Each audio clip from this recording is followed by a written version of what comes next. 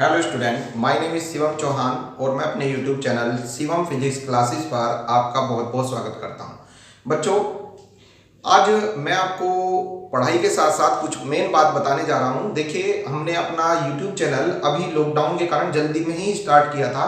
Last 2 week से हमने जो अपना यूट्यूब चैनल शुरू किया था और हमें आपकी तरफ से जो रेस्पॉन्स है वो बहुत अच्छा मिल रहा है। ठीक है, हमारे सब्सक्राइबर धीरे धीरे बढ़ रहे हैं और साथ में जो सब्सक्राइबर बढ़ रहे हैं वे वीडियो को बहुत देख रहे हैं, वाचिंग टाइम बढ़ रहा है। ठीक है, तो इस चीज को देखते हुए हम डिसीजन ले रहे हैं कि हम जल्द ही, जैसे ही सब्सक्राइबर कुछ और बढ़ेंगे तो हम अपने चैनल पर लाइव क्लासेज स्टार्ट करेंगे। ठीक है, उस लाइव क्लासेज में आपको एक परमानेंट टाइम दिया जाएगा। उस परमानेंट टाइम में आपको पढ़ाया जाएगा और उसमें आप जो है लाइव अपने क्वेश्चन पूछ सकते हैं हमसे। ठीक है, जो प्रॉब्लम्स आ रही हैं वे बता सकते हैं, उन प्रॉब्लम्स को मैं हैंड टू हैंड सॉल्यूशन करूंगा। ठीक है, तो ये लाइव क्लासेस बहुत जल्दी स्टार्ट होंगी। तो इसके लिए आपको क्या करना है, जो भी आपके आसपास में जो आपके फ्रेंड्स हैं, आपके आस पड़ोस में रहते हैं, उन बच्चों से सभी से बताइए। ठीक है, जो 12th साइंस के बच्चे हैं वे जल्दी ही उनको भी हमारा चैनल के लिए गाइडलाइन दें कि वे हमारे चैनल को सब्सक्राइब करें, हमारी कुछ वीडियो देखें, अगर उन्हें पसंद आए तो वे भी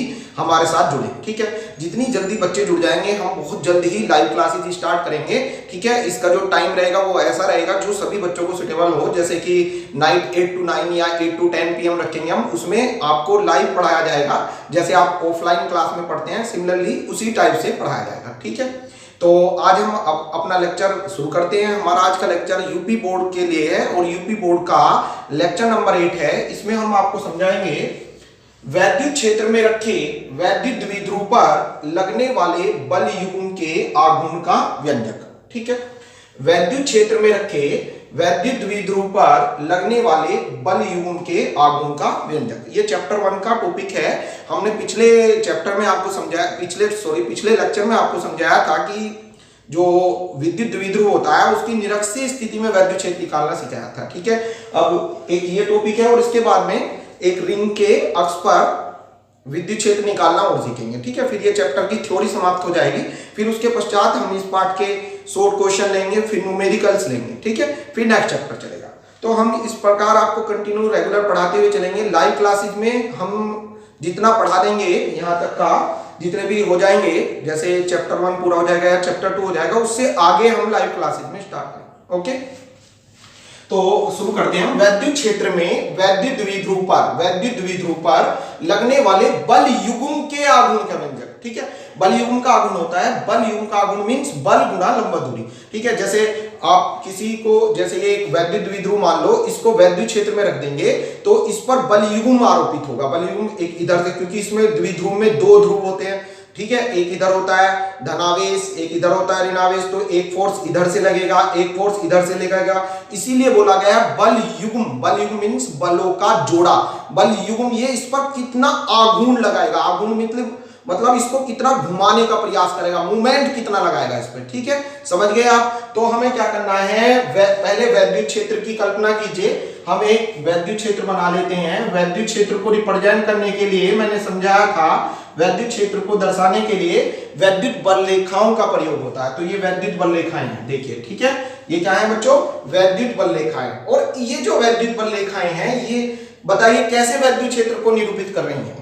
लाइव क्लासेस में यही होता है, आप हैंड टू हैंड अपने आंसर नीचे लिखते जाते हैं, उससे पता चलता जाता है कि कौन बच्चा हमारी बात को अच्छी प्रकार से समझ पा रहा है। ठीक है, तो बताइए ये कैसा वैद्युत क्षेत्र रिप्रेजेंट कर रहा है बच्चों। ये मैंने आपको पहले लेक्चर नंबर 4 में समझा रखा है कि जब भी विद्युत बल रेखाएं एक दूसरे के समांतर हो और एक दूसरे से समान दूरी पर हो तो वे एक समान विद्युत क्षेत्र को प्रदर्शित करती हैं। जब भी विद्युत बल रेखाएं एक दूसरे के समांतर हो और एक दूसरे से समान दूरी पर हो तो वे एक समान विद्युत क्षेत्र को प्रदर्शित करती हैं। तो ये एक समान विद्युत क्षेत्र है, यूनिवर्सल इलेक्ट्रिक फील्ड बोलते हैं इसको। मींस इसका मान कहीं पर भी चेंज नहीं हो रहा है, एक जैसा वैद्युत क्षेत्र है। ठीक है, इस वैद्युत क्षेत्र में रखे, कौन रखे, द्विध्रुव। इसमें एक द्विध्रुव रख देते हैं हम, थोड़ी तिर्यक पोजीशन में रखेंगे। ठीक है, मींस इसका जो अक्ष है ये द्विध्रुव का अक्ष होगा, ये द्विध्रुव का अक्ष, ये वैद्युत क्षेत्र की दिशा से थीटा कोण पर रखा है हमने। ठीक है, इसको इसके समांतर नहीं रख सकते हैं क्योंकि फिर कोई बलयुग्म नहीं लगता है। क्यों नहीं लगता है वो अभी आपको समझ में आ जाएगा। फिलहाल आप ये देखिए, मैंने ये वैद्युत द्विध्रुव ए बी, ये वैद्युत क्षेत्र में इस प्रकार रख दिया कि ये क्षेत्र की दिशा से, वैद्युत क्षेत्र की दिशा से थीटा एंगल बना रहा है। बात समझ में आई? ये वैद्युत द्विध्रुव ए बी वैद्युत क्षेत्र की दिशा से कितना थीटा एंगल बना रहा है। ठीक है, ये वैद्युत द्विध्रुव में दोनों आवेशों के बीच की डिस्टेंस है 12। कितनी है बच्चों? 12। यहां पर दोनों आवेश एक ओर लिया जाता है प्लस क्यू, दूसरी ओर लिया जाता है माइनस क्यू। ठीक है जी। अब आप क्या करेंगे, ये जो 12 है ये 12 होगी, 12 ये डाइपोल में दो द्विध्रुव में दोनों आवेशों के बीच की दूरी है। ठीक है, और ये 12 आपको पता है ये कैसी होती है, ये L ये भी L टोटल होती है 12। ठीक है, ये ए बी एक द्विध्रुव हो गया, द्विध्रुव या डाइपोल बोल देते हैं इसको इंग्लिश में। इसको सी पॉइंट मानिए। अब आप देखते हैं ये जो है एक ट्रायंगल की रचना हो गई है। ठीक है, ये ट्रायंगल बन गया है। ठीक है, बात समझ में आ रही है? यह एक वैद्युत द्विध्रुव ए बी है, यह है एक समान वैद्युत क्षेत्र में क्षेत्र की दिशा से थीटा कोण पर रखा है। तो अब आप इसमें इस डायग्राम के नीचे लिख सकते हैं, चित्रानुसार एक वैद्युत द्विध्रुव ए बी वैद्युत क्षेत्र की दिशा से थीटा कोण बनाते हुए रखा है। ठीक है, अब हम देखेंगे द्विध्रुव पर जो आवेश है इन पर कितना बल लगेगा। क्योंकि प्रत्येक आवेश पर लगने वाला बल जो होता है बच्चों F इज इक्वल टू होता है E इंटू क्यू। ये कहां से आ गया जी? आपको मैंने पहले समझाया था इसी चैप्टर में, E इज इक्वल टू होता है F upon Q, E is equal to F upon Q. तो F इज इक्वल टू हो जाएगा E इंटू क्यू। ठीक है, E is equal to F upon Q, तो F is equal to E into Q. ठीक, ये F की value है, ये हमने ये यहां पे ली। प्रत्येक आवेश पर लगने वाला बल F is equal to E Q. अब आप सोच रहे होंगे कुछ बच्चे, भाई यहां तो प्लस क्यू आवेश है, इस पे बल F बराबर ई क्यू मान लिया हमने। यहां पर कैसा आवेश है माइनस क्यू, फिर भी F बराबर ई क्यू। कल बताया था कि वैद्युत बल, वैद्युत क्षेत्र की तीव्रता ये सदिश राशि हैं, ये दिशा पर निर्भर करती हैं, चिन्ह पर नहीं। तो ये चिन्ह पर निर्भर नहीं करेगा, तो इसलिए यहां पर कोई चिन्ह नहीं लिया गया। तो प्रत्येक आवेश पर बल F बराबर ई क्यू, ये बल आ गया। तो इसलिए द्विध्रुव पर बल युग्म का आघूर्ण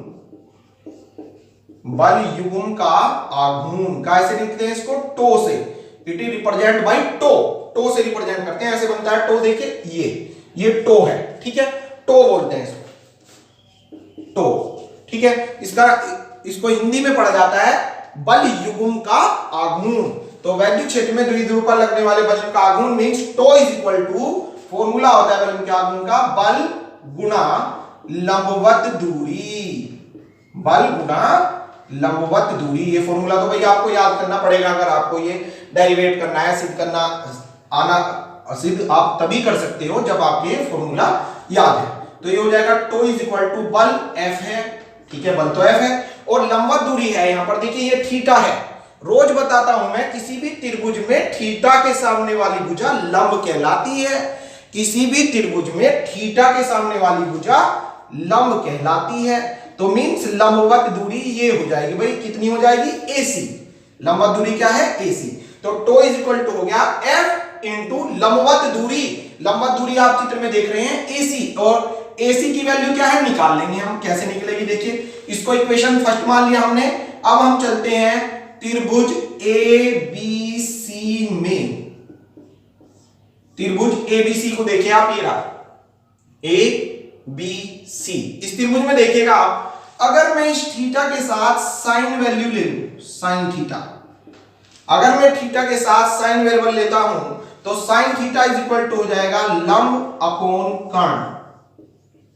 ठीक है, sine theta is equal to लंब अपॉन कर्ण, ये होता है भाई, सबको पता है।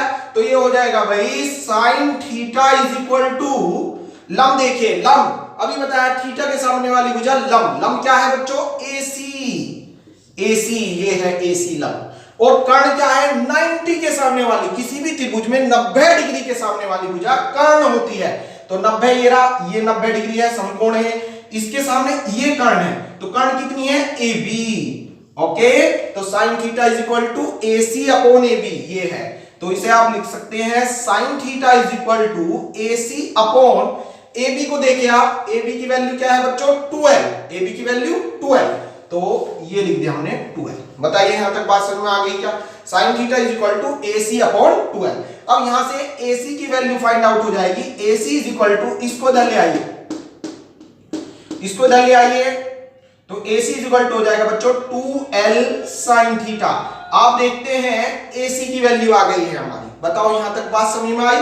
अब ये जो AC की वैल्यू आई है, AC, इसको यहां ले आइए आप समीकरण फर्स्ट में, यहां से उठाओ यहां ले आओ, इसको यहां से उठाओ यहां ले आओ, तो इसलिए बलयुग्म का आघूर्ण हो जाएगा,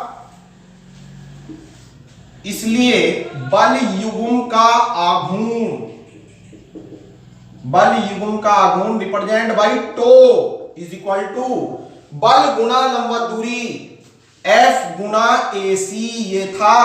तो ये हो जाएगा बच्चों, वैल्यू रखिए, tau is equal to F की वैल्यू ये रही भाई, क्या है, EQ, लिख दो E into Q, okay, into AC लंबवत दूरी ये रही, क्या है, 2L साइन थीटा। यहां से उठाओ यहां ले आओ, AC की वैल्यू यहां ले आओ, AC की वैल्यू क्या है, 2L साइन थीटा। ओके, अब आप देखते हैं ये जो है Q इंटू 2L कुछ है, क्या है, रोज आता है, ये तो पिछले 4-5 दिन से Q इंटू 2L रोज मिलने आ रहा है आपसे।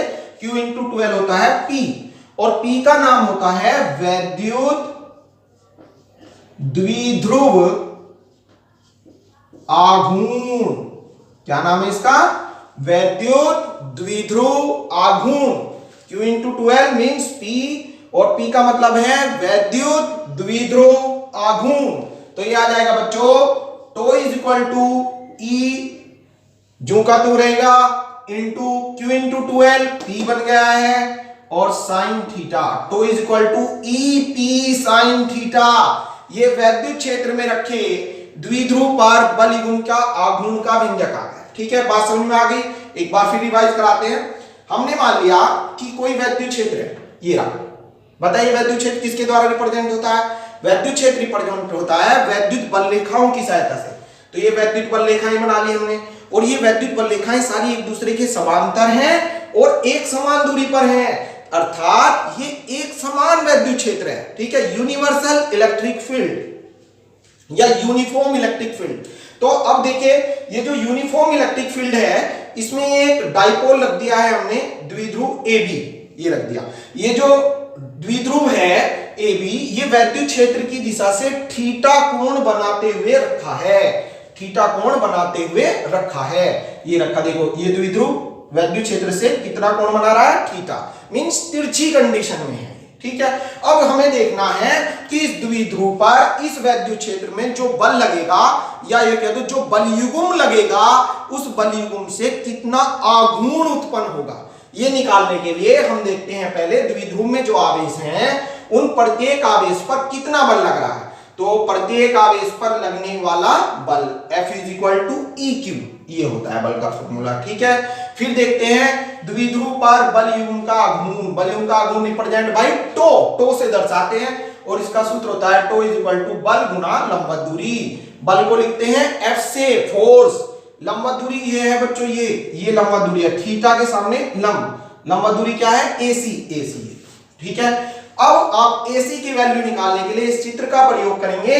चित्र में जाइए, त्रिभुज ABC में, त्रिभुज ABC में देखेंगे, अगर इस थीटा के साथ साइन ले लें तो sine theta is equal to लंब अपॉन कर्ण, sine theta is equal to लंब अपॉन कर्ण। लंब क्या है, AC, और कर्ण क्या है बच्चों, AB। तो sine theta is equal to AC upon AB, या ये हो जाएगा sine theta is equal to AC upon AB की वैल्यू देखिए क्या है, 2L। तो sin theta is equal to AC upon 2L, या AC इज इक्वल टू, इसको इधर ले आइए, AC is equal to 2L sin theta. ठीक है, ये AC का जो वैल्यू आई है, इसे उठाओ समीकरण फर्स्ट में ले आओ, तो इसको यहां रख देंगे, ये आ गया। तो is equal to F into AC, F की वैल्यू EQ, ये रही बच्चों, F की वैल्यू EQ ये रख दी, और AC 2L sin थीटा। ठीक है, Q इंटू 2L P होता है वैद्युत द्विध्रुव आघूर्ण। तो tau is equal to EP sine theta. यह वैद्युत क्षेत्र में रखे वैद्युत द्विध्रुव पर लगने वाले बलयुम के आघूर्ण का व्यंजक है। अब इसकी कुछ स्थितियां हैं, वे आप ध्यान से समझेंगे। स्थिति पहली क्या है? स्थिति नंबर 1, कंडीशन 1, स्थिति फर्स्ट। देखिए आपने अभी पढ़ा कि वैद्युत क्षेत्र में जब द्विध्रुव रख देते हैं तो उस पर बलाघूर्ण लगता है tau is equal to PE sine theta या ईपी साइन थीटा। ठीक है, एक ही बात है, PE sine theta EP sine theta. अब अगर मैं कह दूं कि द्विध्रुव वैद्युत क्षेत्र के लंबवत रखा है, लंबवत कैसे रखा है? ये वैद्युत क्षेत्र है सपोज कीजिए और द्विध्रुव ऐसे रखा है, ठीक है, इसके लंबवत। अब आप देखिए लंबवत कैसे है, ये देखिए कितना एंगल बन रहा है, 90 डिग्री। ठीक है, तो ये लंबवत रखा है। यदि द्विध्रुव वैद्युत क्षेत्र के लंबवत है, यदि द्विध्रुव वैद्युत क्षेत्र के लंबवत है, तब क्या करेंगे आप? Theta is equal to 90 degree रखेंगे भाई। ठीक है, ये जो थीटा की वैल्यू है इसको यहां रख दो थीटा के रिप्लेस, तो क्या आ जाएगा बच्चों? Tau is equal to PE sine 90। Tau is equal to PE sine 90। बच्चों साइन 90 की वैल्यू क्या होती है? साइन 90 इज इक्वल टू होता है 1। Sine 90 is equal to 1। ये जो साइन 90 है इसे रख दो भाई इसके रिप्लेस, तो ये हो जाएगा बच्चों tau is equal to PE. ये आ गया। अब इसमें एक बात ध्यान देने वाली बात ये है कि साइन 90 की जो वैल्यू है वो साइन में मैक्सिमम होती है। देखिए साइन में 1 से बड़ा मान कुछ नहीं होता है। साइन 0 का मान 0, साइन 30 का मान 1/2, sine 45 1/√2, sine 60 √3/2, sine 90 1। It is the greater value in sine angle. ठीक है, तो जो साइन कोई से भी साइन एंगल की जो वैल्यू, साइन की जो जितने भी साइन एंगल हैं उन सब में साइन 90 डिग्री की वैल्यू ग्रेटर होती है, सबसे बड़ी होती है। क्या होती है? 1 होती है। Sine 90 is equal to 1। ठीक है, तो ये जो टो आया इसको आप टो मैक्सिमम लिख देंगे। मैक्सिमम मींस अधिकतम बलाघूर्ण। ठीक है, अधिकतम बलाघूर्ण। तो इससे ये पता चला कि जब द्विध्रुव वैद्युत क्षेत्र के लंबवत रखा होता है तो उस पर लगने वाला बलाघूर्ण अधिकतम होता है। जब द्विध्रुव वैद्युत क्षेत्र के लंबवत रखा होता है तो उस पर लगने वाला बलाघूर्ण अधिकतम होता है। 1 नंबर का क्वेश्चन हो गया, वेरी शॉर्ट में पूछ लेता है कि वैद्युत क्षेत्र में द्विध्रुव पर बलाघूर्ण अधिकतम कब होगा? कब होगा? जब वह वैद्युत क्षेत्र के लंबवत रखा होगा। ठीक है, तो एक बात तो ये हुई। स्थिति नंबर 2 देखिए, अगर मैं कहूं कि यदि द्विध्रुव वैद्युत क्षेत्र के समांतर है, समांतर का मींस उसी डायरेक्शन में है जिस डायरेक्शन में वैद्युत क्षेत्र है। ऐसे ये वैद्युत क्षेत्र है, द्विध्रुव भी इसी डायरेक्शन में है। आप देखिए इनके बीच एंगल क्या है? कोई एंगल नहीं है। समांतर में कोई एंगल नहीं है मींस 0 डिग्री है। तो क्या करेंगे तब? थीटा इज इक्वल टू ले लेंगे 0 डिग्री। ओके, तो थीटा की जगह 0 डिग्री हो गया भाई। और साइन 0 जो होता है अभी बताया था, साइन 0 की वैल्यू 0, और 0 की तो किसी भी वैल्यू करेंगे, किसी से भी आप मल्टीप्लाई करेंगे तो वो तो 0 ही बना देता है सबको। तो साइन 0 की 0 से मल्टीप्लाई करें 0। अब ये मैक्स नहीं रहा तो टो इज इक्वल टू 0। तो आपने देखा अगर द्विध्रुव वैद्युत क्षेत्र के समांतर रखा है तो उस पर कोई बलयुम का आघूर्ण नहीं लगेगा। आप समझ गए होंगे, मैंने जब टॉपिक पढ़ाना शुरू किया था तभी मैंने बताया था कि द्विध्रुव को ऐसे नहीं रख सकते। ठीक है, सीधा नहीं रख सकते। क्यों नहीं रख सकते? क्योंकि वो वैद्युत क्षेत्र के समांतर हो जाएगा, और जब समांतर हो जाएगा तो उस पर कोई बलाघूर्ण नहीं लगेगा। ठीक है, तो ये 1 नंबर का क्वेश्चन बन गया। वैद्युत द्विध्रुव पर वैद्युत क्षेत्र में बलयुम का आघूर्ण कब नहीं लगेगा? तो कब नहीं लगेगा? जब वह वैद्युत क्षेत्र के समांतर रखा होगा। ठीक है, क्लियर हो गई बात। अब देखिए अगला टॉपिक शुरू करते हैं हम, आवेश वितरण। सतत आवेश वितरण। सतत का मतलब क्या है? सतत, सतत, सतत मींस कंटिन्यूअस, लगातार। इसको इंग्लिश में बोलते हैं continuous charge distribution. Continuous charge distribution, सतत आवेश वितरण। देखिए जब किसी भी बॉडी पर हम चार्ज को डिस्ट्रीब्यूट करते हैं, बांटते हैं, तो वो क्या होता है, उस बॉडी पर एक समान रूप से वितरित हो जाता है। वितरित मीन्स फैल जाता है। इसी प्रक्रिया को बोलते हैं सतत आवेश वितरण। जब किसी बॉडी को आवेश दिया जाता है, जब किसी वस्तु को आवेश दिया जाता है, तो वह आवेश उस वस्तु पर समान रूप से फैल जाता है, वितरित हो जाता है, बढ़ जाता है। इसी प्रक्रिया को बोलते हैं सतत आवेश वितरण। ठीक है, ये होता है सतत आवेश वितरण। अब जो सतत आवेश वितरण होता है ये 3 प्रकार का होता है। ठीक है, जो आवेश का वितरण होता है, आवेश का जो बंटना होता है वो 3 प्रकार का होता है। कौन कौन से, ध्यान से समझिएगा। एक होता है रेखीय आवेश वितरण, रेखीय आवेश वितरण, समझ में आया। एक होता है रेखीय आवेश वितरण, लाइनियर चार्ज डिस्ट्रीब्यूशन। दूसरा होता है बच्चों पृष्ठ आवेश वितरण, पृष्ठ आवेश वितरण, इसको बोलते हैं सरफेस चार्ज डिस्ट्रीब्यूशन। एक होता है आयतन आवेश वितरण, इसको बोलते हैं बेटा वॉल्यूम चार्ज डिस्ट्रीब्यूशन। तो आपने देखा आवेश का वितरण 3 प्रकार से होता है, रेखीय आवेश वितरण, पृष्ठ आवेश वितरण, आयतन आवेश वितरण। जो रेखीय आवेश वितरण है उसकी माप रेखीय आवेश घनत्व से निकलती है। रेखीय आवेश वितरण की माप रेखीय आवेश घनत्व से निकलती है। रेखीय आवेश घनत्व से मींस किसी भी तार की एकांक लंबाई पर आवेश मापकर उस पूरे तार पर आवेश निकालना ही रेखीय आवेश वितरण कहलाता है। ठीक है, रेखीय आवेश घनत्व से रेखीय आवेश वितरण को मापा जाता है। इसी प्रकार पृष्ठ आवेश वितरण को मापने के लिए किसी पृष्ठ का आवेश घनत्व मापा जाता है। पृष्ठ आवेश घनत्व मींस एकांक पृष्ठीय क्षेत्रफल पर आवेश मापकर तो पूरे पृष्ठ पर आवेश मापना पृष्ठ आवेश वितरण कहलाता है। इसी प्रकार आयतन आवेश वितरण आयतन आवेश घनत्व से मापा जाता है। आयतन आवेश घनत्व से मापा जाता है। ठीक है भाई, तो तीनों समझ में आए। रेखीय आवेश घनत्व की अगर हम बात करें बच्चों, रेखीय आवेश घनत्व को रिप्रेजेंट करते हैं लैम्बडा से रिप्रेजेंट करते हैं। पृष्ठ आवेश घनत्व की बात करें तो इसको रिप्रेजेंट करते हैं सिग्मा से। ठीक है, इसको सिग्मा बोलते हैं, धन की तरह बन रहा है सिग्मा। और आवेश आयतन आवेश घनत्व जो होता है या आवेश का आयतन घनत्व कह दो आप इसको, तो इसको रिप्रेजेंट करते हैं बच्चों रो से। ठीक है, इसको बोलते हैं रोता रहता है ये, इसको बोलते हैं सिग्मा और इसको बोलते हैं लैम्बडा। तो आवेश वितरण 3 प्रकार का होता है, रेखीय आवेश वितरण, पृष्ठ आवेश वितरण, आयतन आवेश वितरण। रेखीय आवेश वितरण रेखीय आवेश घनत्व से मापा जाता है, पृष्ठ आवेश वितरण पृष्ठ आवेश घनत्व से मापा जाता है, आयतन आवेश वितरण आयतन आवेश घनत्व से मापा जाता है। रेखीय आवेश घनत्व रिप्रेजेंट बाय लैम्बडा, पृष्ठ आवेश घनत्व रिप्रेजेंट बाय सिग्मा, आयतन आवेश घनत्व रिप्रेजेंट बाय रो। अब इनके फॉर्मूले क्या है उसी से ही आप डिफाइन करेंगे। देखिए, फॉर्मूले से पहले आपको मैं बताऊंगा ये वितरित कैसे होता है। जैसे कोई वायर है, कोई तार है, ये एक तार है। ठीक है, इसको आपने स्मॉल क्यू आवेश दिया, बाहर से ले भाई चार्ज ले ले। ठीक है, आवेश दिया, तो जब इसे आवेश देते हैं तो वो आवेश इस पर समान रूप से फैल जाता है, डिस्ट्रीब्यूट हो जाता है आवेश। ठीक है, ऐसे क्या हुआ, ये आवेश इस पर समान रूप से फैल गया, तो इसे बोलते हैं रेखीय आवेश वितरण। क्या बोलते हैं इसको, रेखीय आवेश वितरण। ओके, समझ में आया। इसका फॉर्मूला होता है लैम्बडा इज इक्वल टू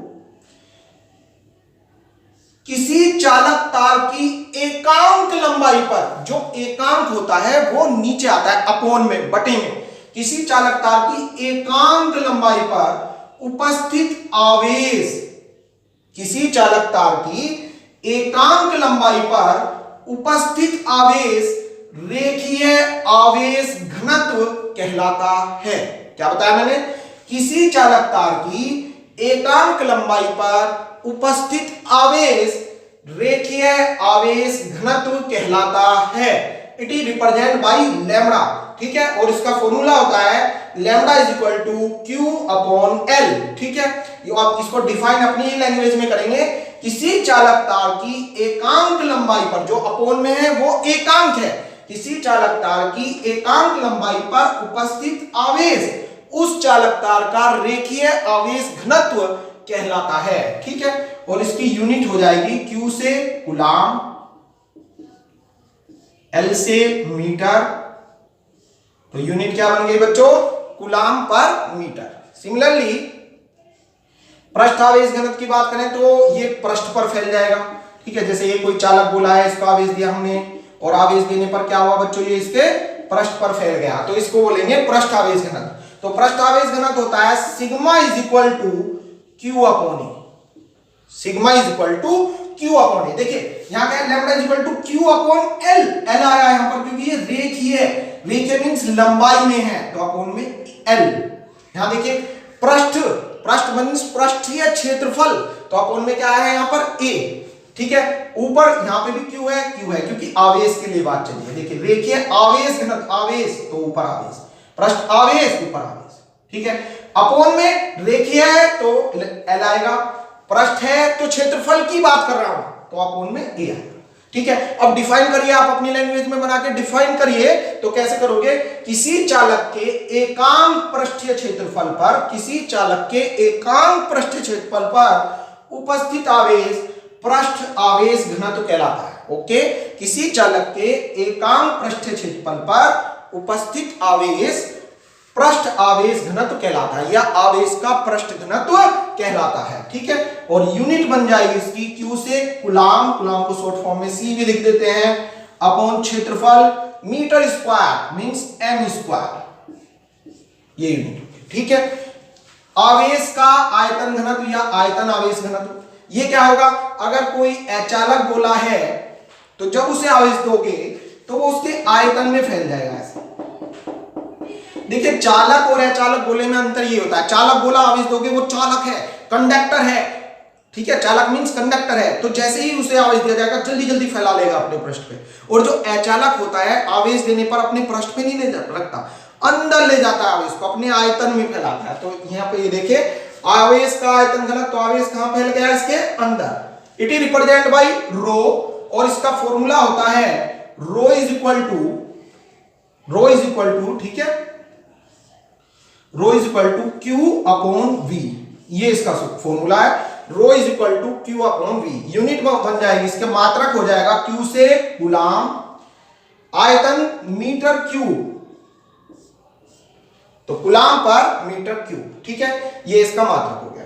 तो ये अब इसको डिफाइन कैसे करोगे, किसी अचालक गोले के एकांक आयतन में उपस्थित आवेश, किसी अचालक गोले के एकांक आयतन में उपस्थित आवेश, आवेश का आयतन घनत्व कहलाता है, या आयतन आवेश घनत्व कहलाता है, और इसका मात्रक कूलाम पर मीटर की क्यूब होता है। ठीक है, तो ये सतत आवेश वितरण हो गया। इससे अगला टॉपिक हम कल शुरू करेंगे। कल का आपका टॉपिक होगा किसी भी वलय, ठीक है, एक समान रूप से आवेशित वलय के निकट उसके अक्ष पर हम वैद्युत क्षेत्र निकालना सीखेंगे। ठीक है, तो आज के लिए इतना ही बहुत है। मैंने जो बताया आपको वो फिर रिवाइज करा दूं। जो आपके आसपास बच्चे हैं, जो आपके फ्रेंड हैं, उनको एडवाइस करें कि वे भी हमारे चैनल को सब्सक्राइब करें। जितनी जल्दी आप हमसे जुड़ेंगे, हम अपने चैनल पर लाइव क्लास स्टार्ट कर देंगे, जो कि आपके लिए लॉकडाउन में बहुत महत्वपूर्ण होंगी। ठीक है, इससे आप अपने घर पर बैठकर बहुत अच्छी तरह से अपनी पढ़ाई को जारी रख सकते हैं। ठीक है, आज के लिए इतना ही बहुत है। Thank you so much.